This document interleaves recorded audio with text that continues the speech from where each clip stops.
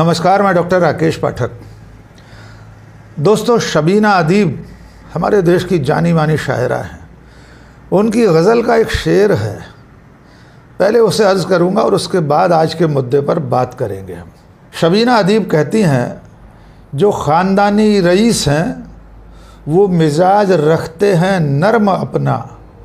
जो ख़ानदानी रईस हैं वो मिजाज रखते हैं नर्म अपना। तुम्हारा लहजा बता रहा है तुम्हारी दौलत नई नई है। असल में आज राहुल गांधी ने एक ऐसा ट्वीट किया है जिसके ज़रिए उन्होंने भारतीय जनता पार्टी की नेता, भूतपूर्व केंद्रीय मंत्री श्रीमती स्मृति ईरानी को आईना दिखा दिया है। यूँ कह सकते हैं कि स्मृति के सम्मान में राहुल गांधी मैदान में। जी हाँ, आप ठीक सुन रहे हैं। आज राहुल गांधी ने एक ऐसा ट्वीट किया है जिसकी देश भर में चर्चा हो रही है, और उस ट्वीट के ज़रिए राहुल गांधी ने न केवल स्मृति ईरानी बल्कि बाकी तमाम विपक्षी नेताओं के लिए अपमानजनक शब्दों और उनके प्रति अपमानजनक व्यवहार करने से देश भर के लोगों को रोकने के लिए आग्रह किया है। जी हाँ, पहले आपको वो ट्वीट सुनवाते हैं और उसके बाद पूरे मुद्दे पर आएंगे। राहुल गांधी ने ट्वीट किया है, अंग्रेजी में उन्होंने ट्वीट किया, लेकिन उसका हिंदी अनुवाद ये है। राहुल गांधी कह रहे हैं कि हार और जीत लगी रहती है, यानी अभी अभी चुनाव में स्मृति ईरानी हारी हैं, उसका भी उल्लेख कर रहे हैं एक तरह से। उन्होंने कहा कि हार जीत लगी रहती है, लेकिन बीजेपी नेता श्रीमती स्मृति ईरानी के खिलाफ अपमानजनक भाषा का इस्तेमाल न करें, अन्य नेताओं के खिलाफ भी अपमानजनक भाषा और इस तरह का व्यवहार न करें। उन्होंने कहा है कि ऐसी भाषा और ऐसा व्यवहार कमज़ोरी की निशानी होती है, ताकत की निशानी नहीं।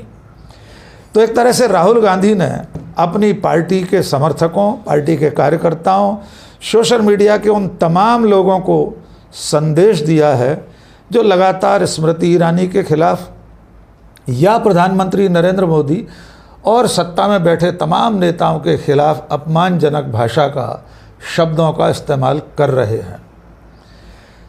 यहाँ ये याद दिलाना भी ज़रूरी है कि राहुल गांधी ने पिछले 10 सालों में, या श्रीमती स्मृति ईरानी जब से सक्रिय राजनीति में हैं तब से पहली बार उनका नाम लिया है, और पहली बार में ही उन्होंने एक तरह से स्मृति ईरानी को आईना दिखा दिया है। क्योंकि स्मृति ईरानी पिछले 10 सालों से, जब से केंद्र में बीजेपी की सरकार है, वे सरकार में मंत्री थीं स्मृति ईरानी, और मंत्री रहते हुए बीजेपी नेता की हैसियत से वे न केवल राहुल गांधी बल्कि श्रीमती सोनिया गांधी के खिलाफ भी जिस तरह के बयान देती रही हैं, जिस तरह की अपमानजनक भाषा का इस्तेमाल प्रयोग करती रही हैं, उसे देखते हुए राहुल गांधी का आज का ये संदेश उन्हें आईना दिखाने का काम कर रहा है। इसकी बहुत शानदार प्रतिक्रिया हुई है पूरे सोशल मीडिया पर।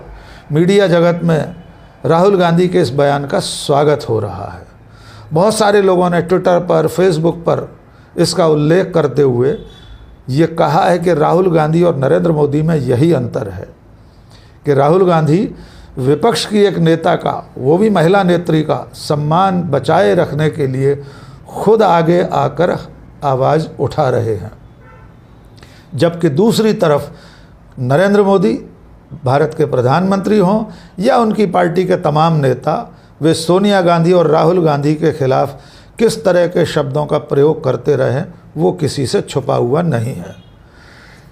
जहाँ तक स्मृति ईरानी का सवाल है, श्रीमती स्मृति ईरानी पहला चुनाव हार गई थी, उसके बावजूद उन्हें केंद्र में मंत्री बनाया गया था राज्यसभा में ले जाकर। उसके बाद उन्होंने 2019 के लोकसभा चुनाव में अमेठी संसदीय सीट से राहुल गांधी को, यानी कांग्रेस के सबसे बड़े नेता को, चुनाव में शिकस्त दी थी। इसके अलावा लोकसभा में और सार्वजनिक जीवन में वे कोई मौका नहीं छोड़ती रहीं राहुल गांधी को ट्रोल करने का। रायबरेली में खड़े होकर चाय की दुकान पर या किसी चाट पकौड़ी की दुकान पर यह पूछना हो राहुल गांधी यहाँ कभी आए थे या नहीं, या संसद में खड़े होकर राहुल के बोलने पर, राहुल के बोलने से पहले या राहुल गांधी के बोलने के बाद वे किन तेवरों में राहुल गांधी पर निशाना साधती रही हैं, उसके एक दो छोटे वीडियो हम आपको दिखाते हैं। यहाँ तक कि एक मौके पर तो उन्होंने संसद में राहुल गांधी पर बहुत बड़ा चारित्रिक हमला किया था। उन्होंने आरोप लगाया था कि राहुल गांधी ने संसद से निकलते समय उनकी तरफ देखकर फ्लाइंग किस उछाला था। इस आरोप के लिए राहुल गांधी को घेरते समय श्रीमती स्मृति ईरानी ने बीजेपी की तमाम महिला सांसदों के दस्तखत के साथ लोकसभा अध्यक्ष को भी ज्ञापन दिया था कि राहुल गांधी के खिलाफ कार्रवाई की जाए। इसके अलावा वे श्रीमती सोनिया गांधी पर बहुत हमलावर थीं एक मौके पर, जिसमें वे लगातार ऊंची आवाज़ में बोल रही थीं, सोनिया गांधी माफ़ी मांगो, सोनिया गांधी माफ़ी मांगो, माफ़ी मांगो सोनिया गांधी। अब राहुल गांधी की सांसदी एक अदालती फैसले के चलते गई थी। जब वे संसद की सदस्यता से पृथक किए गए थे, तब राहुल गांधी को अपना शासकीय आवास, जो दिल्ली में लुटियन जोन्स में सरकारी बंगला उन्हें मिला हुआ था, वो खाली करना पड़ा था। तब भी श्रीमती स्मृति ईरानी ने राहुल गांधी की खिल्ली उड़ाई थी और यहाँ तक कहा था कि ये सरकारी मकान उनकी खुद की निजी संपत्ति नहीं थी, ये जनता का मकान है, इसलिए खाली तो करना ही पड़ेगा। अब आते हैं राहुल गांधी के इस ट्वीट पर। राहुल गांधी को इस वक्त स्मृति ईरानी के सम्मान में क्यों उतरना पड़ा? क्या वजह है कि इस वक्त वे पहली बार 10 सालों में पहली बार स्मृति ईरानी का नाम ले रहे हैं और उनके खिलाफ जो सोशल मीडिया पर ट्रोलिंग हो रही है, स्मृति ईरानी को जिस तरह भला बुरा कहा जा रहा है, उसके खिलाफ राहुल गांधी ने आवाज़ उठाई है। इसकी ताज़ा वजह यह है कि स्मृति ईरानी जब से चुनाव हारी हैं अमेठी में कांग्रेस के प्रत्याशी किशोरी लाल शर्मा के हाथों, तब से लगातार स्मृति ईरानी के खिलाफ सोशल मीडिया पर कैंपेन चलते रहते हैं। उनकी हार के बाद भी तमाम तरह के मीम बनाए गए थे, तमाम तरह से उन्हें घेरा गया था और सांसदी से उनके पृथक होने के बाद, चुनाव हारने के बाद, स्मृति ईरानी को सरकारी बंगला दिल्ली का जो बतौर मंत्री उन्हें आवंटित था वो खाली करना पड़ा है। जैसे ही उन्होंने सरकारी आवास खाली किया, उसके बाद एक बार फिर स्मृति ईरानी की ट्रोलिंग शुरू हो गई। कांग्रेस के समर्थक, राहुल गांधी के समर्थक और तमाम सोशल मीडिया के एक्टिविस्ट स्मृति ईरानी को कटघरे में खड़ा करने लगे कि आखिर उन्हें भी मकान खाली करना पड़ा है। तब राहुल गांधी सामने आए और उन्होंने स्मृति ईरानी का नाम लेकर ट्वीट करके कहा कि उनके खिलाफ अपमानजनक शब्दों का इस्तेमाल न करें। एक वजह और हो सकती है, संसद में प्रधानमंत्री नरेंद्र मोदी ने राहुल गांधी को कई बार बिना नाम लिए बालक बुद्धि वाला व्यक्ति बताया था और उसके बाद एक दिन पहले कांग्रेस पार्टी ने अपने official Twitter handle, Facebook page, Instagram के जरिए प्रधानमंत्री को बैल बुद्धि बताने का अभियान शुरू कर दिया। पिछले 24 घंटे में लगातार बैल बुद्धि टॉप ट्रेंड कर रहा था, यानी प्रधानमंत्री के खिलाफ इस तरह के अपमानजनक शब्द के साथ कांग्रेस पार्टी ने उन पर हमला किया था। हो सकता है राहुल गांधी को ये अभियान भी उचित न लगा हो और इसलिए उन्होंने स्मृति ईरानी के अलावा अन्य नेताओं के खिलाफ बिना नाम लिए अपने पार्टी के कार्यकर्ताओं को भी ये संदेश दिया हो कि किसी के बारे में भी ऐसे शब्दों का इस्तेमाल न करें जो उसके सम्मान के प्रतिकूल हो।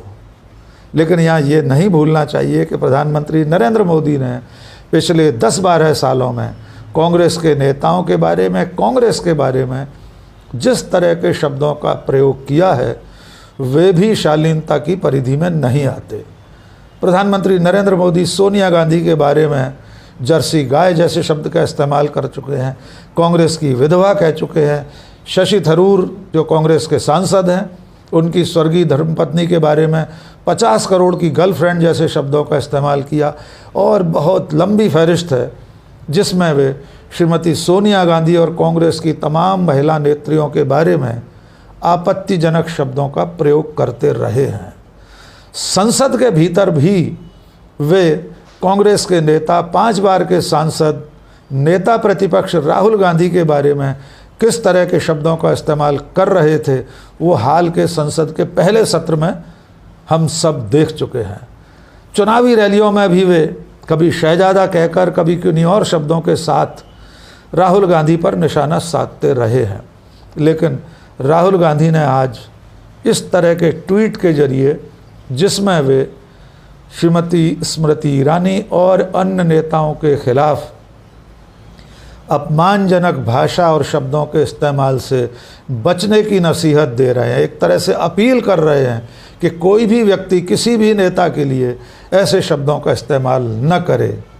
और इसके साथ साथ वे ऐसी भाषा, ऐसे शब्दों के प्रयोग को कमज़ोरी बता रहे हैं, यानी कि राहुल गांधी अपनी लकीर दूसरे नेताओं से बहुत बड़ी करते जा रहे हैं।